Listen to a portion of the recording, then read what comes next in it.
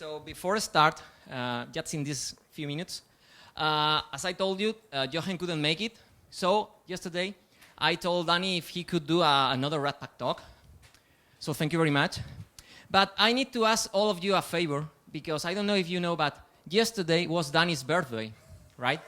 So I would like to all of us sing the happy birthday to Danny. Okay? Are you ready for that? Are you going to do me that favor? Yes? Okay. So, 1, 2, 3. Happy birthday to you. Happy birthday to you. Happy birthday, Danny. Happy birthday to you. Yep, thank you. Thank you very much. Thank you very much. So now you can start. Okay. I guess I don't need to introduce myself. You all know my name now. Yeah, so welcome. Today we're going to be talking about Ratpack. What is it? Why do you want to use it? And is it really worth learning another framework, maybe a different way of thinking? And I'll let this talk go, and maybe you can make your decision there. So before we get started, how many of you have heard of Ratpack before? Okay. And how many have tried it? Okay. And how many are deploying it to production? Okay, that's pretty good. The numbers are getting better year by year. So yeah, today what we're going to cover is we're going to just build a simple backend REST application in Ratpack. I'm going to show you kind of the selling points of Ratpack, which is that it's easy to prototype. It's easy to take from a Groovy script to a full-on Maven or Gradle-based project. They have like first-class testing support, right? So for every aspect of Ratpack, whether it's doing HTTP request handling or working with asynchronous code, Ratpack has you covered. And the testing frameworks, the testing fixtures are pretty low overhead in terms of getting up and started and working with that code. So without much further ado, let's get to a simple hello world example here. So before coming in, up in this upper left-hand corner here, this is a simple Ratpack application. This is a fully functioning Ratpack server that gets up and running. All you have to do is point to Ratpack. The current version is 1.4.5. Ratpack Groovy is the name of the artifact. And all you need is this singular import, which is the static method on the Groovy class. And once you have that, you have your actual application here. So what are we doing? We're invoking the method Ratpack, which you pass a closure or an action, something like that. And what you don't see here, what you don't see here is that there is a server specification here that gets passed in.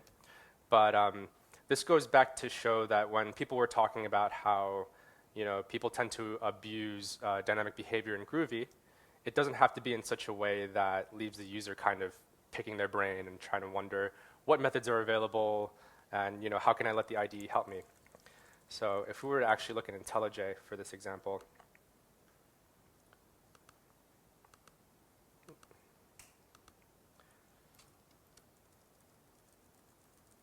if we were to look at this example, we actually get code completion here. So yeah, like you can take a look here and see that everything's available here. This is the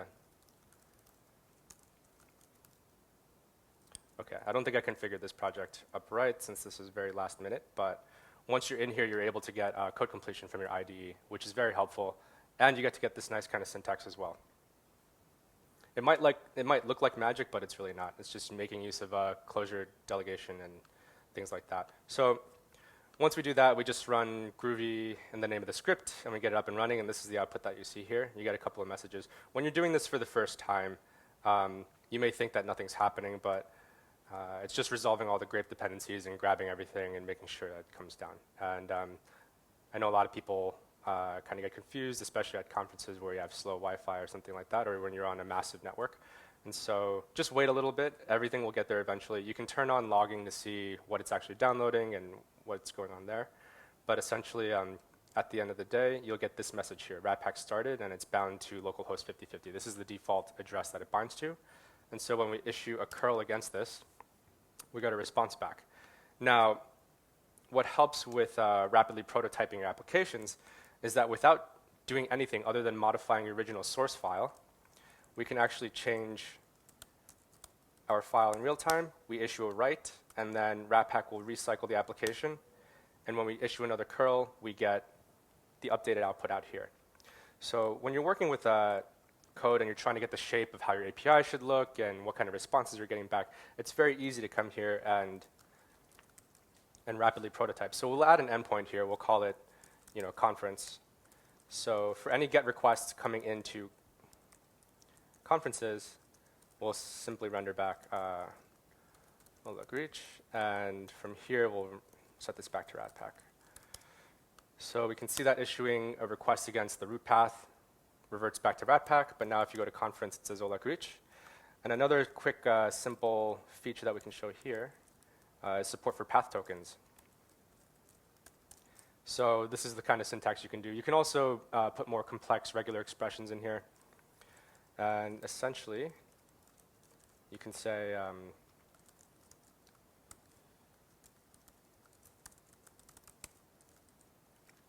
something like this. So if we were to then issue a request against conf, we should see hola conf, which we do.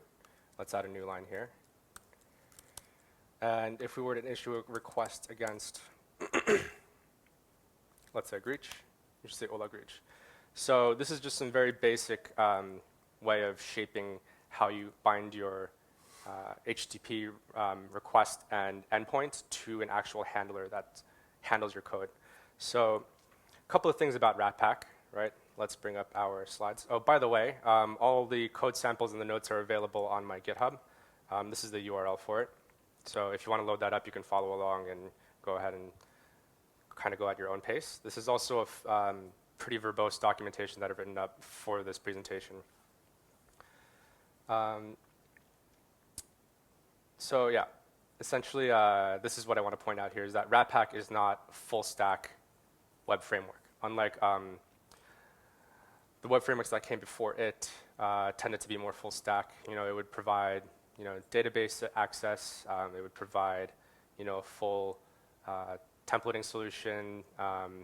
Things like having like an MVC. Ratpack is not MVC by any means. And other frameworks tend to include extra functionality through plugins. And Ratpack doesn't have any concept of a plugin. Instead, if you're using the Ratpack Groovy module, you get Juice for free, which means that you can use Juice to build up your dependencies. And that's actually how we recommend people add functionality for reusable functionality. Oh. And we lost Wi-Fi. That's OK. So for support that, OK, that's fine. For support that runs outside of kind of core, just pure HTTP handling, if you want session support, maybe database access, maybe templating, maybe if you want to use RxJava or Hystrix, we have a couple of new modules coming in, but you would just add a dependency on this library, bring it in, and then programmatically wire it up. So everything is very explicit in Ratpack. It's unopinionated to a degree. And it's really up to you to determine how you use Ratpack. And because of this kind of piecemeal approach to stitching together your application, there's very little overhead that goes in terms of extra jars that you may not need, or just any kind of extra additional overhead that another full stack web framework might introduce to you. If you never have a need for using sessions as an example, if you're just a purely back-end microservice that talks to other microservices and you don't have a need for sessions, you don't have to include them, as an example. Another thing to point out here is Ratpack is implemented on top of Netty, which is a asynchronous event-driven non-blocking Java framework. There's no servlet or no servlet specification at all. And this is also the trend that we're seeing, at least in Java land, is web frameworks are now distancing themselves away from the servlet specification and providing different implementations for doing the actual net transport layer. And there, because there's no servlet implementation that Ratpack implements, there's no servlet container that it runs on as well. So you just produce a fat jar or an embedded jar, and you just run it as is. That's not to say that you can't run Ratpack inside a servlet container. You certainly can. Ratpack is just a set of libraries. You don't have to download an SDK. You don't have to download any kind of toolkit in order to use Ratpack. That is how unopinionated Ratpack is. So if you contrast it against something else where you need to download, let's say, the distribution for that web framework, and then you have a command line tool that it gets installed, and then you run everything like that, that's not the case in Ratpack.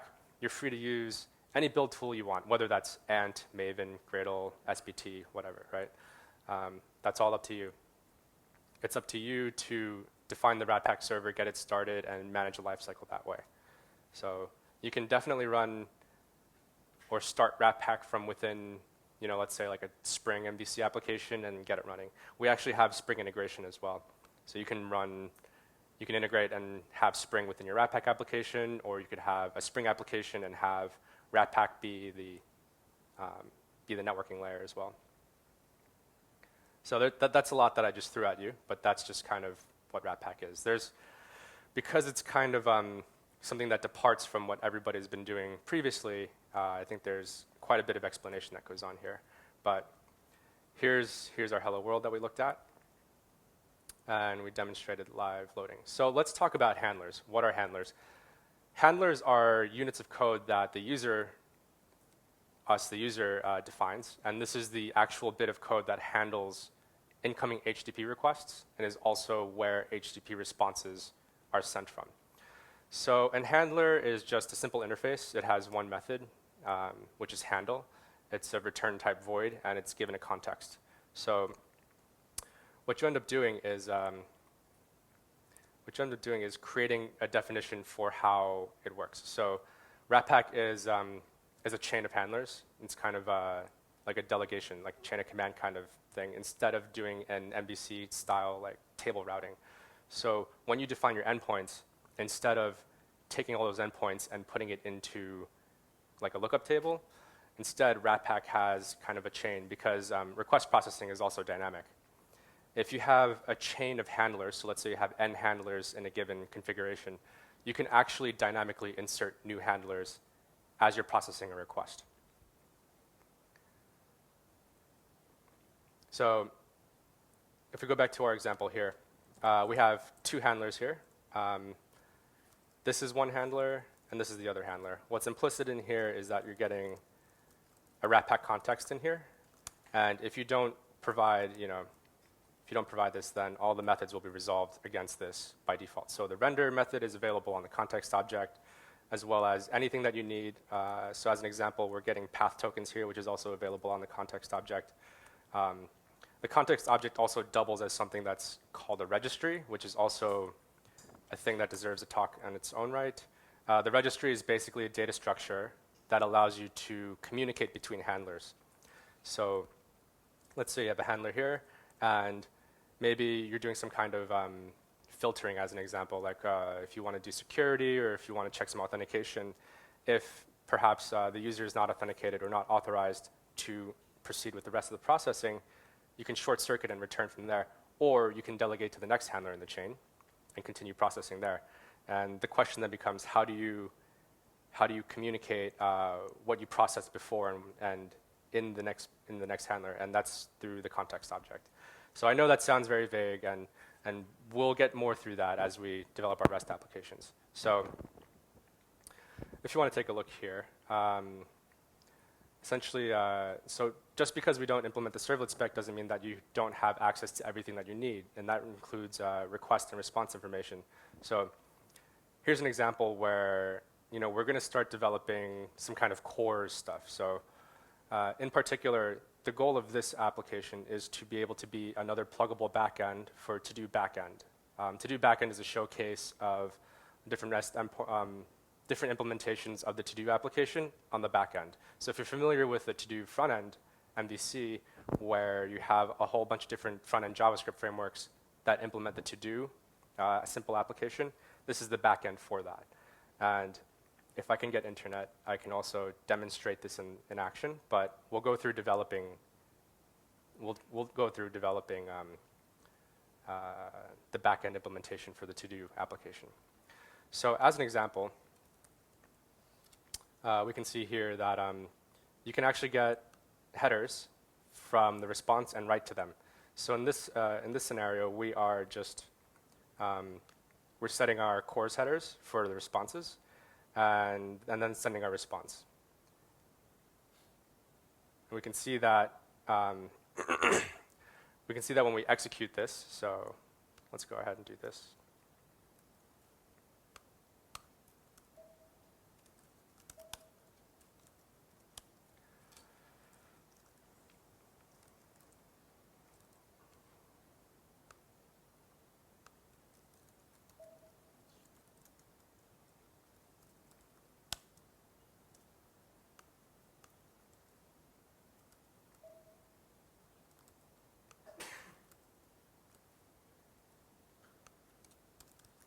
Oh, that's another thing. Ratpack has a minimum of Java 8, so make sure that you set that.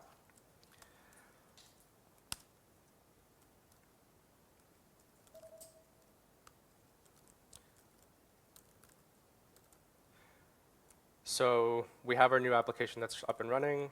With it's only adding 2 new headers, and so if we were to make a response against that, we can then see that our headers are set when you make a request. So we'll stop that for now. Yeah, so you have access to everything that you would need in terms of normal request processing, access to headers, cookies, any kind of information associated with requests. Now, if we want to talk about code organization, what we can do is you can imagine as you add more and more logic to your handlers can start to grow and become unwieldy. And I'm certainly not a stranger to coming into controller code or some kind of method that's some kind of like Uber or God method that has, 10,000 lines of code that have a whole bunch of nested if-else statements, try-catch statements, stuff like that. And that's typically unmaintainable and hard to reason about. So Ratpack has a bunch of different ways that allow you to organize your code in such a way that your handlers remain small and concise and get to the point. So as an example, I'm going to introduce the all method from the chain. By the way, in this handlers method, the implicit parameter or argument here is the chain object, and the chain exposes methods that allow you to compose your Ratpack application in terms of HTTP methods and paths. So when we talk about all, this means for this chain, any path, any request, this handler will take care of it. So what are we doing here? We took our response handling code and we moved this to here into a previous all thing. And then what we do is we invoke next. So next, again, we're invoking this on the context object, and next delegates to the next handler that is in the chain. And so far, a chain is comprised of 2 handlers. So what we should see here is that the behavior to the end user doesn't change, but our organization is better, and therefore testing is better, readability, maintainability, that kind of stuff. So there we go. This is just to prove that the behavior is maintained. And again, like all these examples are available, so you can work through this documentation and execute on your own, really prove to yourself that this is working. And you can play around with it and try to increase your understanding of how everything is working here. So in this situation, we can see that if we make a request to an endpoint that we don't have a handler for, we should get a 404, which we do, but we also still get the header set. So people tend to make use of the all method on the chain as a way of implementing things like servlet filters as an analog. You're able to make some kind of computation and then make a decision there whether or not you'd like to delegate to the next handler in order to continue request processing. So here's another thing. If you try to issue a post against the root path, you'll see that the method is not allowed, and we'll get to that. But you can still see that the headers are being set. So this is kind of to illustrate how the all handler works. Okay, so you can imagine that prototyping your Ratpack application and a script gets good to a certain point, and you say, okay, I want this to become a more serious project. What you can do at that point is, before we get to that, let's talk about handlers. So a handler is a first-class object in Ratpack, and as such, you can actually have instances of them or classes of them as a definition. And especially if they're reusable, you can, for something like implementing cores, right? It's a very fixed way of doing things. So if you wanted, you could produce a whole bunch of handlers and logic that represents cores functionality, export it to its own jar, and then you could publish it on your own, and then share that code with others, and they can bring it in and get cores functionality like that. So that's kind of how you make use of code sharing and things like that. So in this situation, because the cores handler tends to be a very kind of dumb, simple kind of thing to do, we can actually put it in its own class, and then we can create a new instance of the handler and then provide it to the chain. So we can still have the all method providing the cores logic here, but now it's in its own class, which means that it could be in its own jar, and then you could bring it in and get that functionality without having it as a part of your own application. So once you're ready to start making a more serious project out of it, this is the bare minimum that you would need to do for Gradle. You can do this for Maven as well, but you don't get some of the nice functionality with Maven. If you're using Gradle, we do have a Ratpack Gradle plugin, and this allows you to do things like make use of Gradle's continuous mode as an example. So when Gradle detects that change has been made to your file set, it will issue a reload for your server. And Ratpack servers start up very quickly. So it's a full server restart, but you won't even notice that it's happening. It'll just go. So I believe the plugin's feature is still incubating, but I prefer this to the whole build script, and then having the build script's own repository and dependencies. The only other thing you need here is repositories and JSON, of course. So this will take care of downloading everything and making sure that you're ready to go in terms of developing your Ratpack application. The other thing is, I think we'll cover it. But yeah, so here's an example of what our new directory structure looks like. So if you take a look at our project, you can see that we just have a simple Gradle file. We have our cores handler, and a very standard Maven layout, and we have Ratpack, and we have a Ratpack script. So I'm not going to go over why you should use Gradle over Maven. I think that's an old argument. Meaning, if you're not using Gradle, then tough luck. There's no reason why you shouldn't be using. But if you want to convince your team that you should switch over to Gradle, here's a little blurb for you. So in order to run your Ratpack application, this is all you need to do. And we can show this in action now. So let's stop that one.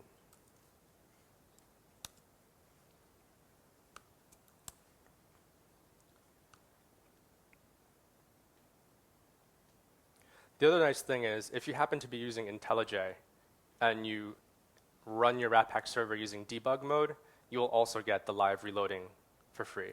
But you have to make sure that you're running in debug mode and not run mode. If you use run mode, you won't get it unless you start it somehow with Gradle and then set continuous flag on. So we can see that our Ratpack application is running now as a Gradle project. And we still get our response as expected.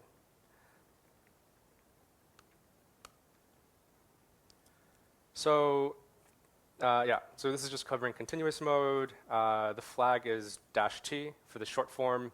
The long form is --continuous -mode, I believe, or just continuous. And yeah, we can see what we get here. I think you get the point about the live reloading at this point, so I won't demonstrate that. But it'll show that this is what happens is Gradle will see that change was detected, and and it'll issue everything. And Gradle's smart about what you need to do or what you don't need to do. And since we haven't changed any actual classes, just the Ratpack script, it'll take care of running everything else. And then you'll see that it's done in about 400 milliseconds. And then you get your new response there. So now when we talk about Ratpack let's talk about Ratpack being asynchronous and non-blocking. tomorrow I have a talk that goes more into detail about Ratpack and its underlying execution model. So if you're interested about how asynchronous and non-blocking works in Ratpack, make sure to stop by tomorrow. I think my talk is at 12 or 2, I don't know. You can see it on the schedule. But a typical use case is connecting to a database for a REST application, right?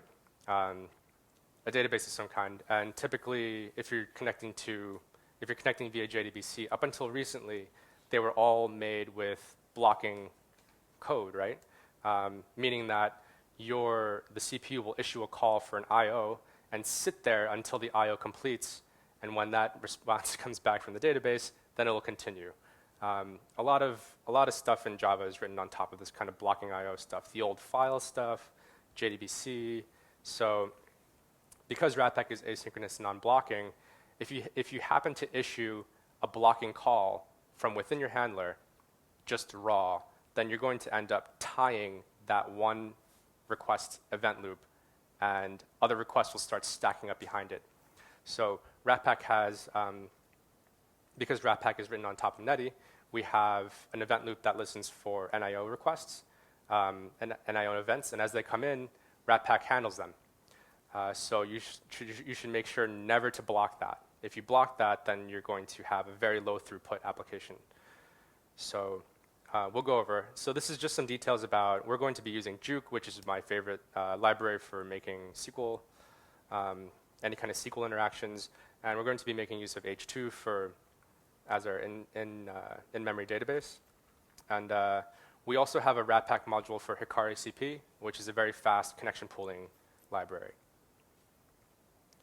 And Hikari CP deserves your attention, I think. You can go and see how this guy ended up creating a very fast connection library pool. It's a very interesting read if you don't already know about Hikari.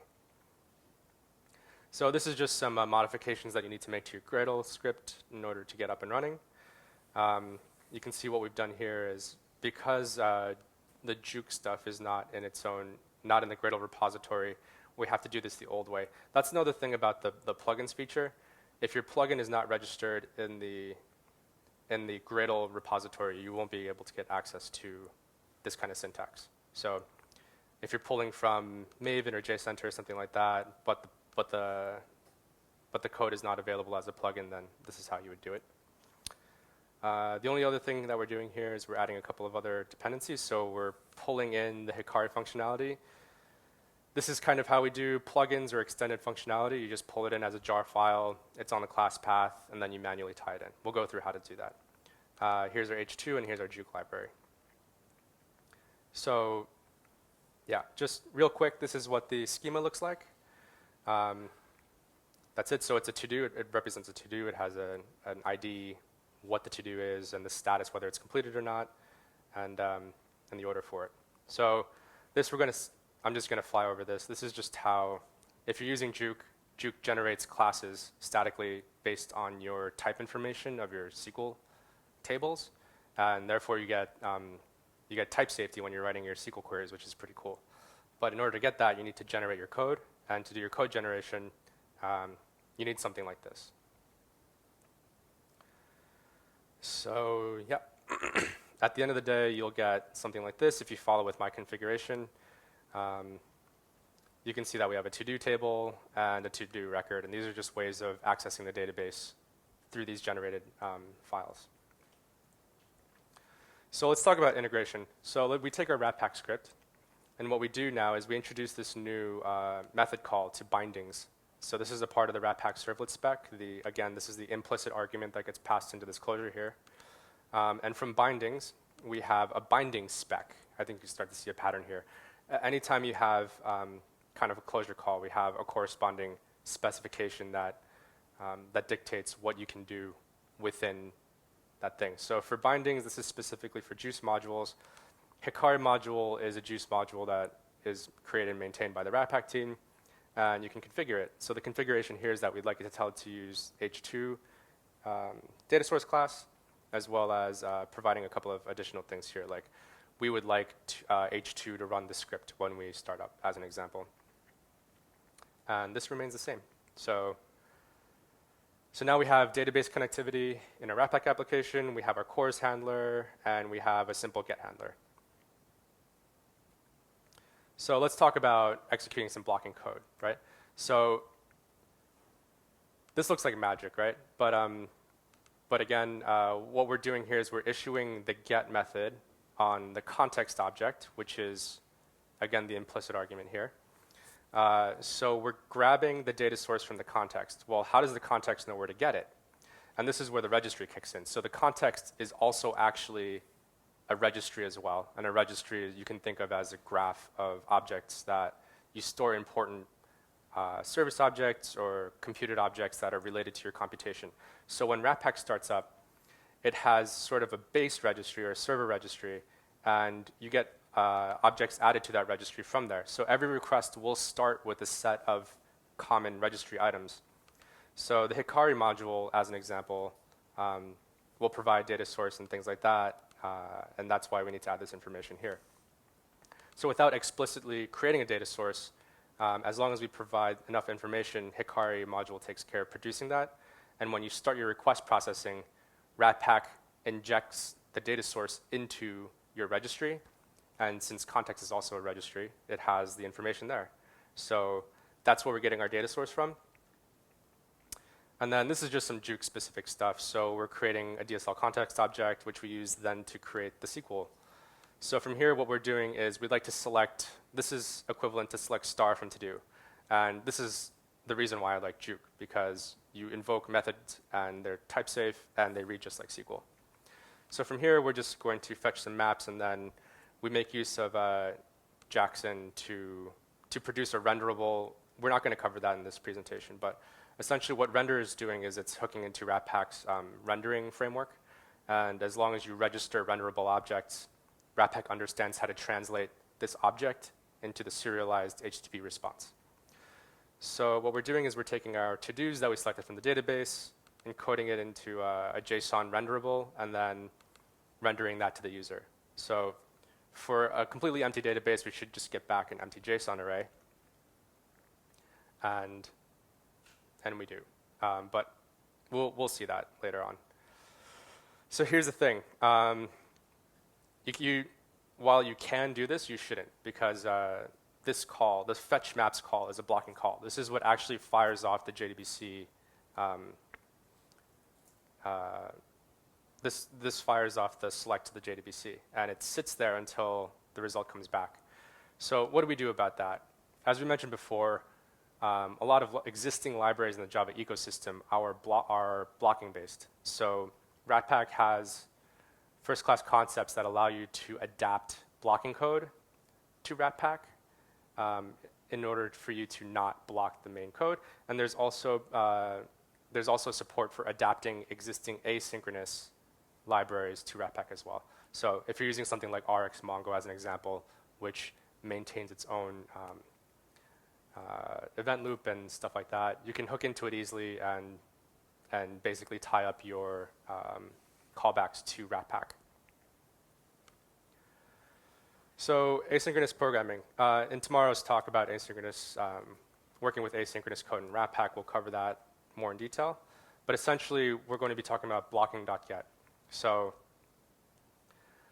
blocking.get, what that does is it produces a promise that when subscribed to, will execute the code in a blocking thread pool. So Ratpack maintains two thread pools. One is event loop for handling compute-bound code or any kind of handling NIO code, NIO events. And then it has another thread pool for handling any kind of blocking code.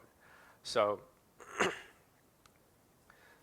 this is the method that we invoke. And the very important thing to know here is that promises don't get executed until you subscribe to them. And the subscription happens through then. So if we were not to have this at all, then nothing would ever happen. No query would be invoked on SQL. So what we do is, what we say is we'd like to start executing the promise now when you invoke then. And then when that comes back, we have our to-dos, and then we just render it this way. Another thing to note here is that this entire block of code gets executed first. When you create a promise, the promise gets queued up somewhere as an execution segment. We'll go more into this tomorrow. And then the actual subscription of that is also queued as well. So even though we told it to subscribe to the promise, this actually does not get invoked until after this entire method has been finished executing. And that might sound confusing, but if you come to my talk tomorrow, we'll go in more into detail on how that works. So please come tomorrow. So let's do a little refactoring and kind of get things cleaned up. So we're just going to extract and create a to-do model that represents our to-do so that we can talk to the client in terms of this kind of well-formed object. So that's that. We'll also just create a simple repository that encompasses the ability to query against the to-do table. So yeah, this is just the place where we're going to do all of our SQL interaction. And then we just create our own module.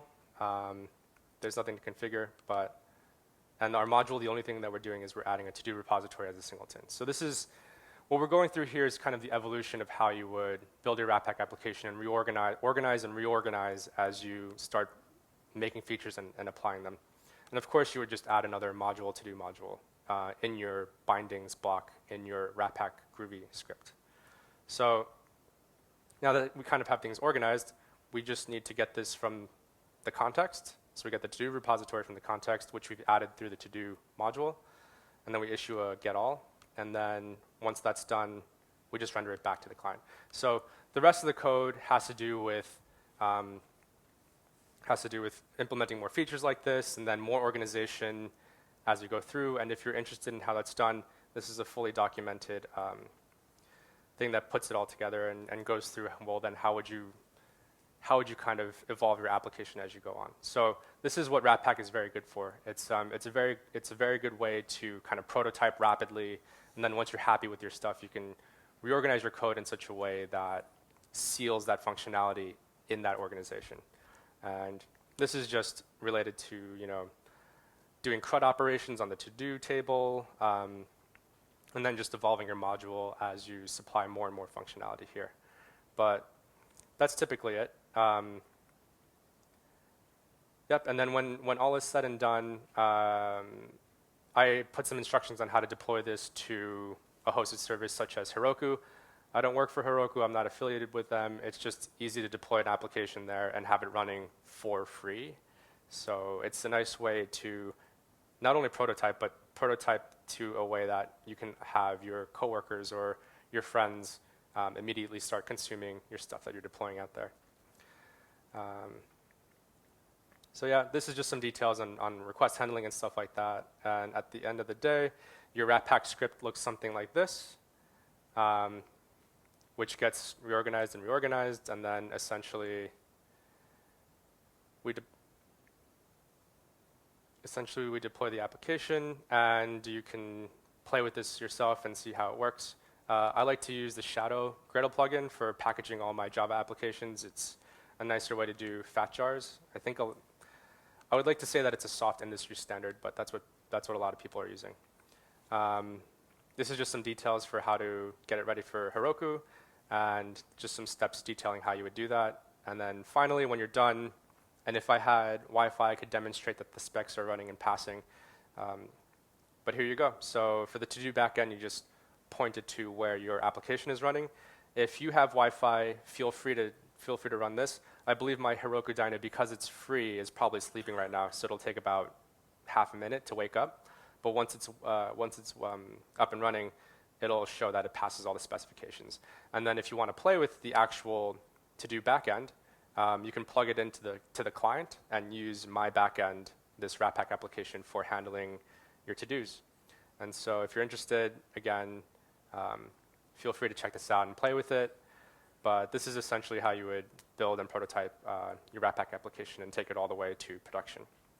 So a couple of resources here. There is a book called Learning Ratpack. It's written by a Ratpack core committer, Dan Woods, published by O'Reilly from, is it 27? No, this is not right. This was published last year. We also have a Slack channel where you can come and ask questions about how does Ratpack work, and we're pretty responsive in the Ratpack channel. We also have our website, which gets complaints. I'm just going to brace you now. People complain about our documentation, so please don't complain. We have a lot of material that has been coming up from the community, and so we'll get back up and get to it at some point. But we're aware of the documentation problems, and we also have forums. But again, instead of the forums, I recommend coming to the Slack. You'll get a much faster response and turnaround time there. But yeah, that's what I have for you in terms of rapidly prototyping your Ratpack applications. Do I have any questions? Yes.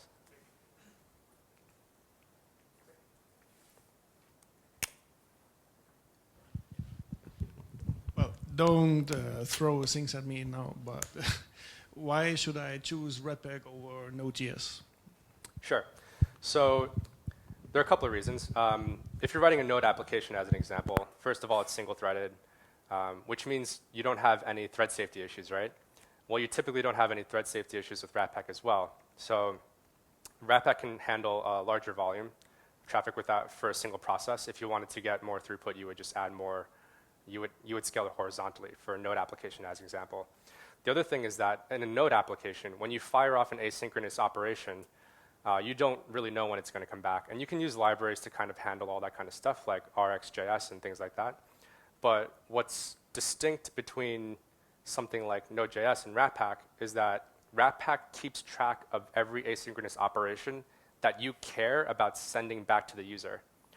That means that if you don't handle a promise, we know that if you're done with all your promises, but you haven't sent a response back to the user, we know that, and we can terminate the response quickly. Whereas in Node.js, your connection to the server will just hang indefinitely. And that's something like at work, we have a mixture of Java and Node.js applications, and I know that we run into hanging kind of handlers in Node.js from time to time. So that's something that I wish I had in Node.js, but yeah, that's one reason I would say. Ratpack, and the other thing is Ratpack linearizes your promise execution. So as you create promises, for each promise that's created, Ratpack queues it up, which means that you kind of have a deterministic way of handling asynchronous operations. That doesn't mean that we have deterministic asynchronous behavior. It just means that we're scoping each asynchronous behavior so that error handling is better, and so that you have it's easy to reason about asynchronous code in Ratpack because you know the order that it's going to execute in. Of course, if you wanted to fork the execution and have it run in parallel, you can do that as well. But generally, asynchronous in Ratpack is easier to understand than asynchronous in other applications because of Ratpack's execution model. And if you come tomorrow, we can talk about that. So yeah, any other questions? Yes?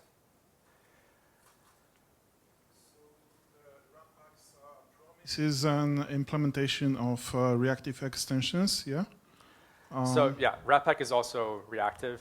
Reactive in the way that it implements the reactive interfaces and passes the TCK.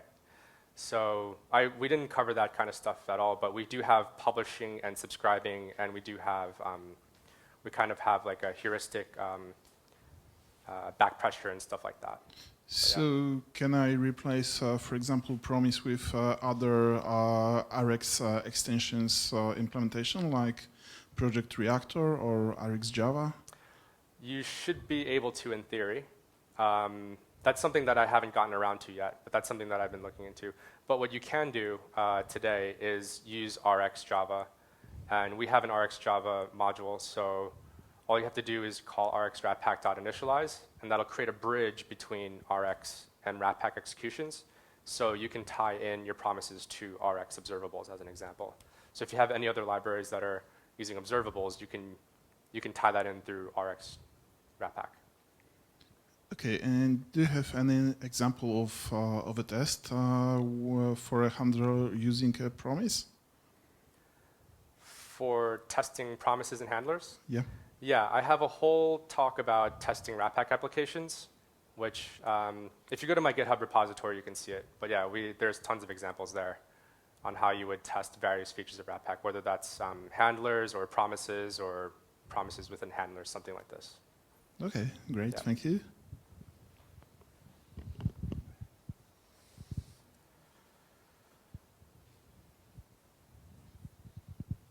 Okay, if there's nothing else, there are a couple of Ratpack stickers up here, so you can tell your friends that you know what you're talking about. Makes you look cool, so feel free to come up and grab some. Other than that, I'll be here today and tomorrow taking any questions about Ratpack or anything that I might know about. All right, thank you.